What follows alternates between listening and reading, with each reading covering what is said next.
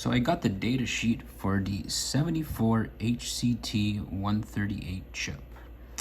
And what it is a 3 to 8 line decoder. And let's just check out how it operates. So we have the pin layout here. We got the power pins at the usual connections. And we have this Y0 all the way up to 7. And those are the outputs. So 8 outputs in total. And the ABC here are the inputs. And this G2A, G2B, and G1, these three are enable pins. And so you can see these two have the little bar over them. And so pins 4 and 5 need to be set to ground, and pin 6 needs to be set to 5 volts for this chip to operate. So 3 enable pins. Now let's check out the input. What we input here is a 3-digit binary number. Okay, so 3-bit binary number, that means it could be anything from 0 to 7. And as you can see, we have Y from 0 to 7 too. So if the number at the input here is 0, then this Y0 gets activated. And if we put a binary digit of 1, well, this Y1 gets activated, and so on and so forth. Excuse me. And here is basically that in a truth table. And so, the truth table, all it shows is like your inputs and your outputs. And basically here's our A, B, C, and here's our enable pins too. And so the first 3 lines here just say that if any of these enable pins are not enabled, then all the outputs are going to be high. So everyone will be at 5 volts. Now let's go to the 4th line here and imagine, okay, we have our enables correct. And if we have low, so zeros, basically a 0, our Y0 is going to be low. So you see, it's kind of it seems a little odd. When the Y0 is activated, instead of being high to 5 volts, it actually goes to ground. So when these pins are not activated, they're all at 5 volts, and only once they're activated do they go to low. And you can see that only one of these will actually be pulled to ground at one time. All the other ones are going to be set at 5 volts. So let's see how this will work in the diagram in conjunction with our counter. So right here I have our counter, and we've gone through this before, and here are the 4 outputs, 0, 1, 2, and 3.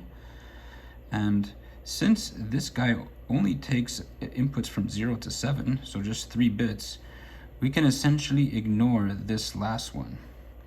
Now it's true that he counts from 0 to 15, but when you count from 0 to 7, and you're just looking at these 3 bits, it's the exact same as when it counts from 8 to 15. These 3 bits just go in the same order. Overall, the only difference is from 0 to 7, this guy is 0, and from 8 to 15, this guy is 1. But these guys do the same function. And so Q0 is tied to A, Q1 to B, and Q2 to C. And now if we look at our outputs, Y0, 1, 2, and all that, these ones are going to be attached to our LEDs. And so we have our 5 volts up here. It goes through a single current limiting resistor. It could be anywhere from 220 ohms to 1 kilo ohm. It depends on how bright we want it. And then it's going to travel down these backwards LEDs. I apologize. It should be pointing downwards, but I wasn't going to redo the whole diagram.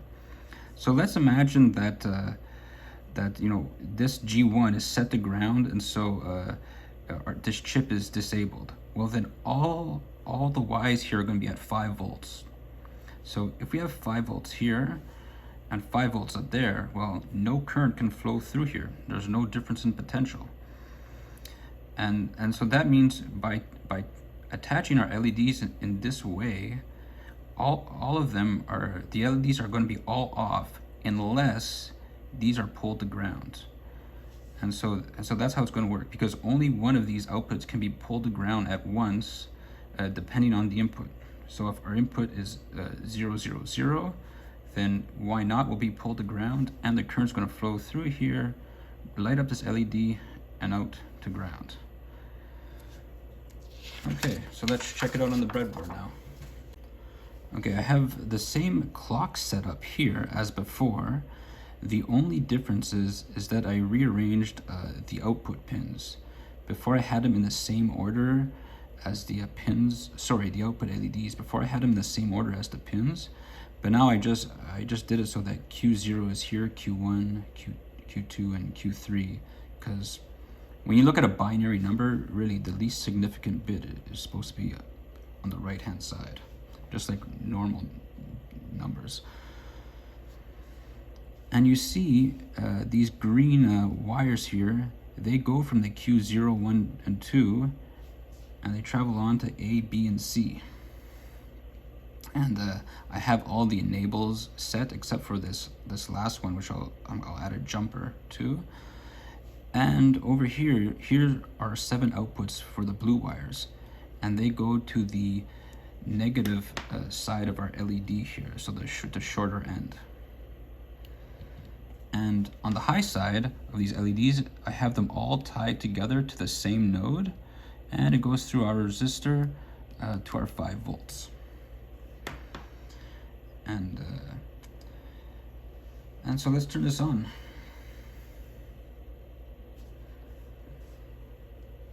Okay. And actually, I'm missing that enable that I just talked about. You stick it in right here and put it to ground, the last enable. And now let's put the power on.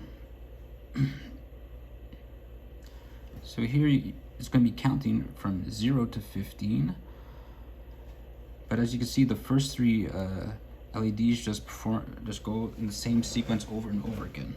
And now we have our LEDs moving up sequentially in order. In fact, I could pull out this last one since, you know, it doesn't really matter what it is. It's really only these LEDs that count. And of course, I could increase the clock speed. There's a clock still going to our counter.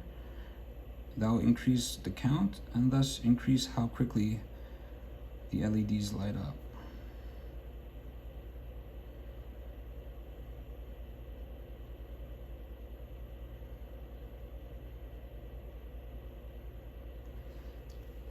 Okay, so now we have this part working.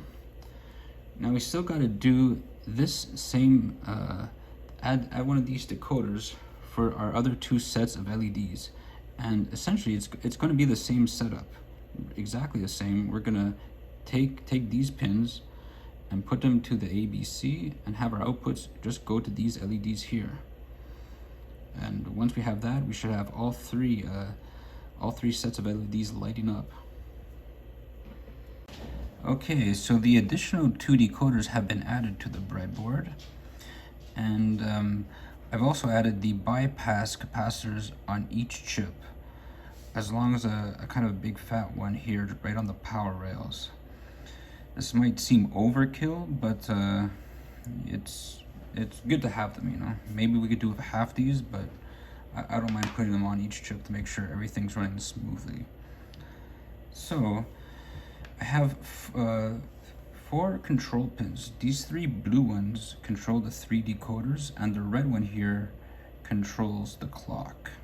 So let's turn on the power and see how this circuit functions. Okay, and so we see that all 3 sets of LEDs are shifting through at the speed of the clock, dictated by the clock. Now, I could turn off the green one by controlling the control signal, and same with the red and the blue too, although if I take the clock and the enable pin and put it low, it pauses to where that happened. If of course I could have put it back, it keeps going. So you can see we kind of have you can kind of see the operation of the game already.